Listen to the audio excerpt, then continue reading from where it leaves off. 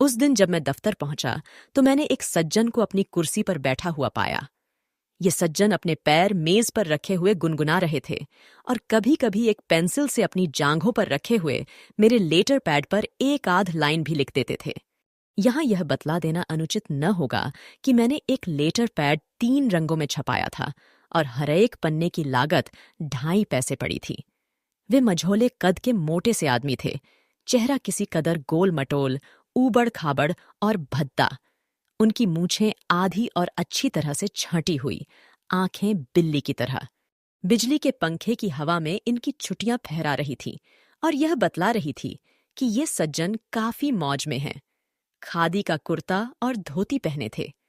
मेज के पास पड़े हुए तख्त पर मैं बैठ गया, यह समझकर कि दफ्तर के किसी कर्मचारी के ये मुलाकाती होंगे, और सुबह आए हुए पत्रों को उलटने पुलटने लगा। एकाएक इनकी निगाह मुझ पर पड़ी।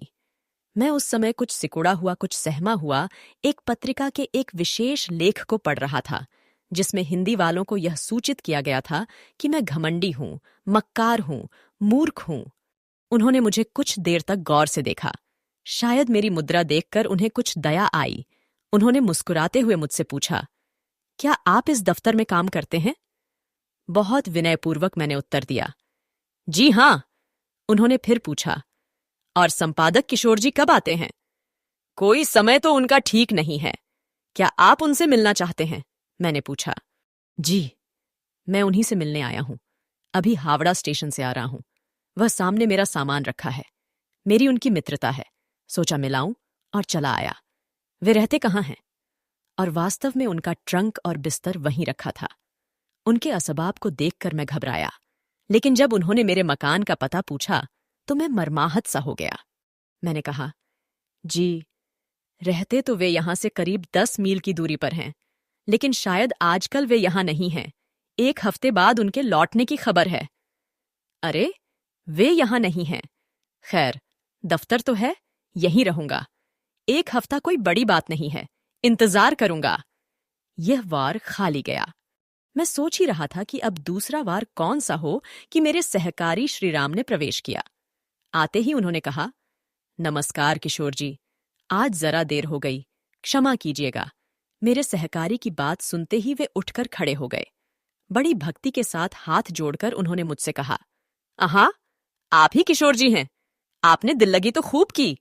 आप मुझे जानते ही हैं, मैं हूं राम खेलावन शरण नारायण प्रसाद सिंह, वही जिसने आपको 6 कविताएं भेजी थीं, जिस पर आपने लिखा था कि खो गईं, और जिस पर मैंने 12 कविताएं भेजीं तो आपने लिखा था कि आंधी में उड़ गईं, और फिर मैंने 18 भेजी थीं तो आपने लिखा कि जिस कंपोजिटर को आपने कविताएं कंपोज करने को दी थीं, उस पर उनका इतना प्रभाव पड़ा कि वह साधु बन गया और कविताएं अपने साथ लेता गया।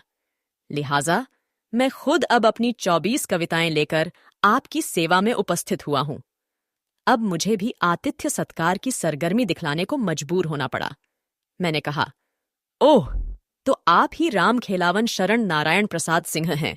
आपका इस कुटी में स्वागत है। आपके दर्शनों से मैं कृतार्थ हो गया। इसके बाद मैंने अपने सहकारी से कहा, श्रीराम जी, आपके ठहरने का प्रबंध छेदीलाल जी के धर्मशाले में करा दें। कमरा अच्छा होना चाहिए। और लेकिन मेरी बात पूरी न हो पाई कि बीच ही में मेरे अतिथि ने बात काटकर कहा, जी, धर्मशाले में ठहरना मैं कभी पसंद नहीं करता। चोरों और बदमाशों का वहां जमघट रहता है। मैं इसी दफ्तर के अतिथि गृह में ठहर जाऊंगा। उससे आपकी सेवा करने का मुझे पूरा अवसर प्राप्त होगा। मेरे दफ्तर में अतिथियों के लिए एक कमरा है। इसका पता भगवान जाने किस प्रकार श्री राम खेलावन शरण ने लगा लिया था। मैं निरुत्तर रह गया। 4 दिन बाद सुबह के समय जब मैं सोकर उठा तो मुझे यह देखकर महान आश्चर्य हुआ कि श्री राम खेलावन शरण नारायण प्रसाद सिंह बरामदे में एक कुर्सी पर बैठे हैं और उनके सामने उनका बिस्तरा तथा ट्रंक रखा है। मुझे देखते ही वे तपाक के साथ उठे। प्रणाम करके मुस्कुराते हुए उन्होंने मुझसे कहा, कल रात मैंने यह तय किया कि मुझसे आपका संपर्क पूर्ण रूप से प्राप्त नहीं हो रहा, क्योंकि दफ्तर में दिन भर आप व्यस्त रहते हैं। आपकी अमृतवाणी मैं नहीं सुन पाता। लिहाजा मेरा आपके घर में आपके साथ ही ठहरना उचित होगा। इसके साथ ही बाजार का भोजन मुझे रुचिकर नहीं होता। यहां घर का भोजन मिलेगा। मेरी सबसे बड़ी कमजोरी यह है कि आदमी मैं मुरौवत वाला हूं और आसानी से ना नहीं कह सकता हूं। लिहाजा अब श्री राम खेलावन शरण नारायण प्रसाद सिंह मेरे निजी अतिथि बनकर मेरे घर पर जम गए। रोज सुबह वे मेरे साथ चाय पीते थे, भोजन करते थे, दफ्तर जाते थे। उनका ट्राम का किराया मुझे ही देना पड़ता था, क्योंकि कंडक्टर के पास आते ही वे मेरा मुंह देखने लगते थे। एक दिन दफ्तर पहुंचकर उन्होंने मुझसे कहा, किशोर जी, आज इच्छा होती है कि कलकत्ता घूम आऊं। बड़ी प्रसन्नता की बात है, मैंने उत्तर दिया। जरा आप अपना ट्राम का टिकट दे दीजिए। वह मेरे नाम है, आप पकड़े जाएंगे, मैंने कहा। वाह, आपके दफ्तर के सभी आदमी तो उसका प्रयोग करते हैं। मैं क्या मूर्ख हूं जो पकड़ा जाऊंगा। और उस दिन वे मेरा ट्राम का टिकट ले गए।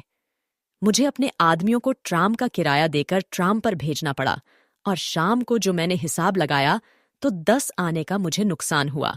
दूसरे दिन जब उन्होंने फिर ट्राम का टिकट मांगा तो मैंने उत्तर दिया, मुझे बड़ा दुख है, ट्राम का टिकट मुझसे एक मेरे मित्र ले गए। उन्होंने ठंडी सांस भरकर कहा, कोई बात नहीं, मैं उनकी प्रतीक्षा कर रहा हूं, उनके आने पर चला जाऊंगा। और उस दिन अपने झूठ को छिपाने के लिए दिन भर अपने आदमियों को ट्राम के किरायों के पैसे देकर भेजना पड़ा। उस दिन 12 आने का नुकसान हुआ। तीसरे दिन उन्होंने फिर ट्राम का टिकट मांगा और मैंने फिर वही बहाना किया, पर उस दिन के लिए मैंने एक स्कीम सोच ली थी। दोस्तों, ऐसे और भी इंटरेस्टिंग कहानियों के लिए मेरे चैनल को सब्सक्राइब करना मत भूलिएगा। तो आइए अब आगे सुनते हैं। जैसे ही दफ्तर का कोई कर्मचारी बाहर जाने लगा तो मैं उसके साथ दफ्तर के बाहर निकला। बाहर निकलकर एकांत में उसे अपना टिकट दिया और उससे कह दिया कि वह मुझे बुलाकर एकांत में ही टिकट वापस भी करे। लिहाजा रोज का अब मेरा यही दस्तूर हो गया। इतवार के दिन सुबह मेरे साथ चाय पीते हुए श्री राम खेलावन शरण नारायण प्रसाद सिंह ने मुझसे कहा, किशोर जी, आज तो आपकी छुट्टी है, आज आप मुझे कलकत्ता घुमा दीजिए। मैं उस दिन कुछ झल्लाया हुआ था। मैंने उत्तर दिया, मुझे दुख है कि मुझे आपकी सेवा करने से वंचित रहना पड़ेगा, क्योंकि मुझे आज कई लोगों से मिलने जाना है। और यह कहकर मैंने अपने नौकर भीखू को आवाज दी, देखो, बाबूजी को आज शहर घुमा लाओ, 2 6 आने वाले टिकट ले लेना, दिन भर के। यह कहकर मैंने 1 रुपया भीखू के सामने फेंक दिया। लेकिन उसी समय श्री राम खेलावन शरण बोल उठे, नहीं, एक ही टिकट लाना, मैं अकेले ही घूम लूंगा। और भीखू ने 6 आने वाला टिकट उनके हवाले कर दिया। उस दिन उन्होंने जो चाय पी तो मैं दंग रह गया। 4 टोस्ट और छटाक भर मक्खन के अलावा उन्होंने पूड़ियों के साथ 4 लंगड़ा आमों का नाश्ता किया। इसके बाद वे 6 आने वाला टिकट जेब में रखकर कलकत्ता घूमने के लिए निकल पड़े। चलते हुए उन्होंने मुझसे कहा था, आप मेरे भोजन की प्रतीक्षा न कीजिएगा, रात में लौटकर भोजन करूंगा। दिन भर मैं काम काज में व्यस्त रहा। रात को मैं करीब 11 बजे घर लौटा, लेकिन एक अजब सन्नाटा मुझे मालूम हुआ।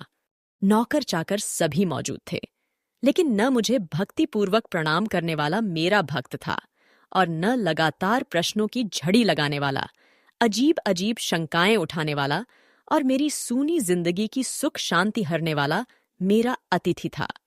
यानी श्री राम खेलावन शरण जी अभी तक न लौटे थे। नौकर मेरा खाना ले आया, लेकिन यकीन दिलाता हूं मुझसे खाना न खाया गया। मैं न जाने क्यों अपने अतिथि के लिए चिंतित हो उठा था। कलकत्ता बहुत अच्छा नगर नहीं है, और श्री राम खेलावन अपने जीवन का जहाज लेकर अकेले ही इस कलकत्ता नामक महासागर में निकल पड़े थे। मुझे चिंता हो रही थी कि कहीं बस के नीचे तो नहीं आ गए, या रास्ता तो नहीं भूल गए, या उन्हें कोई भगा तो नहीं ले गया। मुझे अच्छी नींद भी नहीं आई। बिस्तर पर मैं करवटें बदलने लगा। मुझे आश्चर्य हो रहा था कि श्री राम खेलावन शरण के प्रति मुझ में इतनी अधिक ममता कैसे आ गई। एकाएक मैं चौंक उठा। टेलीफोन की घंटी बज रही थी। मैं उठा, घड़ी पर मेरी नजर गई और उस समय 3 बजे थे। धड़कते दिल के साथ कांपते हुए हाथों से मैंने रिसीवर उठाया। हेलो, उत्तर मिला। भवानीपुर थाने से बोल रहा हूं। आपके यहां कोई राम खेलावन शरण प्रसाद सिंह तो नहीं ठहरे हैं? मेरा चेहरा पीला पड़ गया। मैंने घबराकर पूछा, खैरियत तो है, जिंदा है ना? एक हंसी की आवाज सुनाई पड़ी। जी हां, हैं तो खैरियत से, लेकिन पिए हुए हैं। आधा घंटा हुआ लाए गए हैं। आप उन्हें ले जाइए। रिसीवर मैंने रख दिया।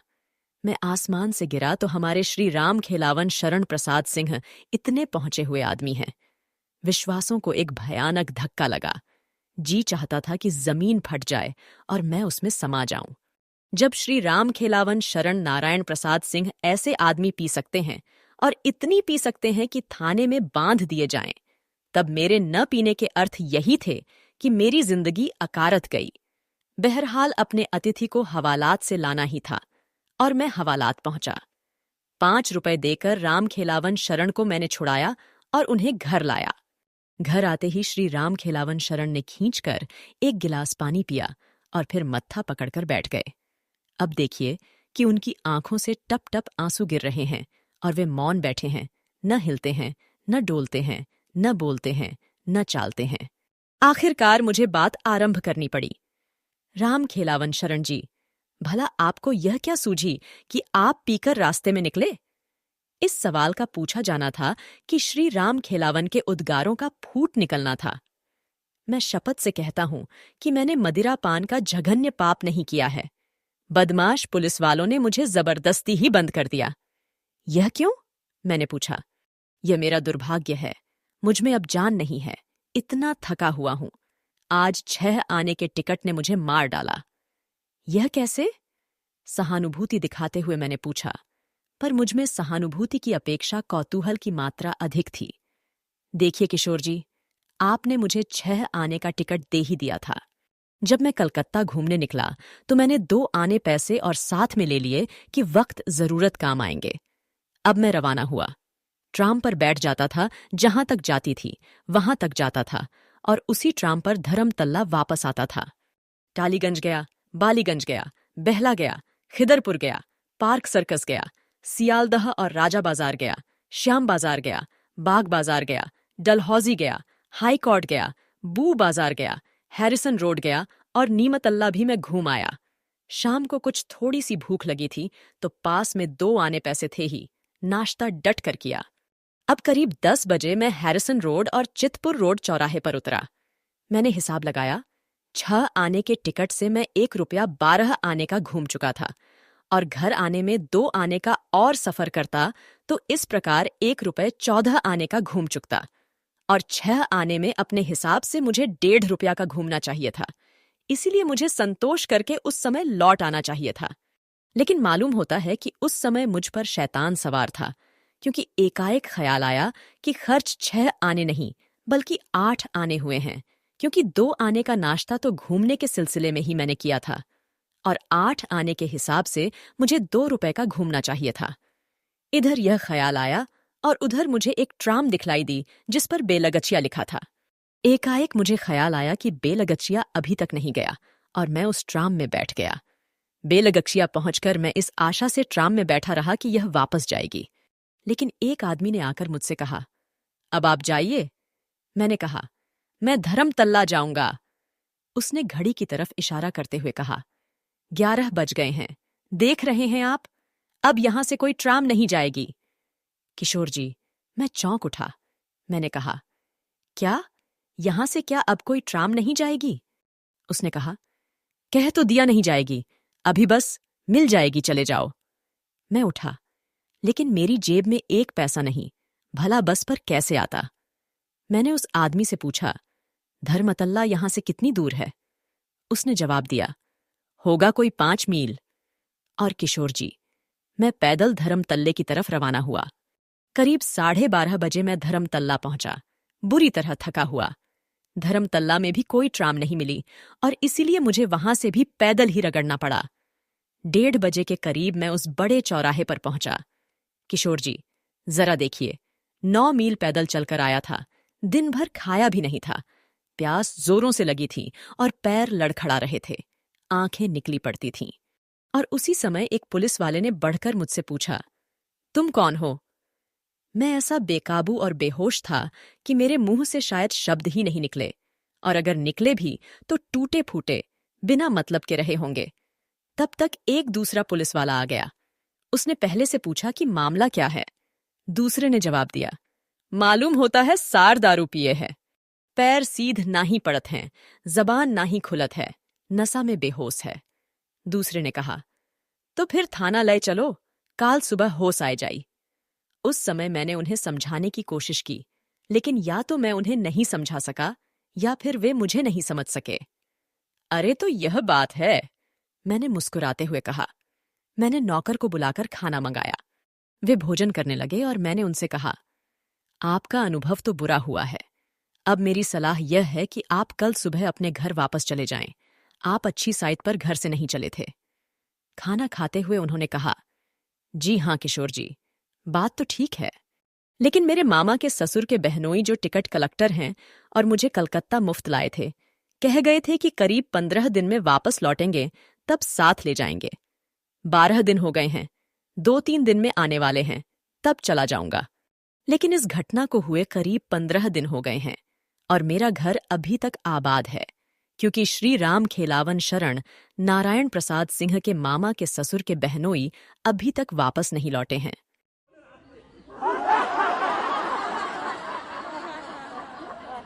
भगवती चरण वर्मा की यह कहानी यहीं खत्म होती है। और भी इंटरेस्टिंग कहानियों के लिए मेरे चैनल को सब्सक्राइब और लाइक करना मत भूलिएगा। सुनने के लिए धन्यवाद।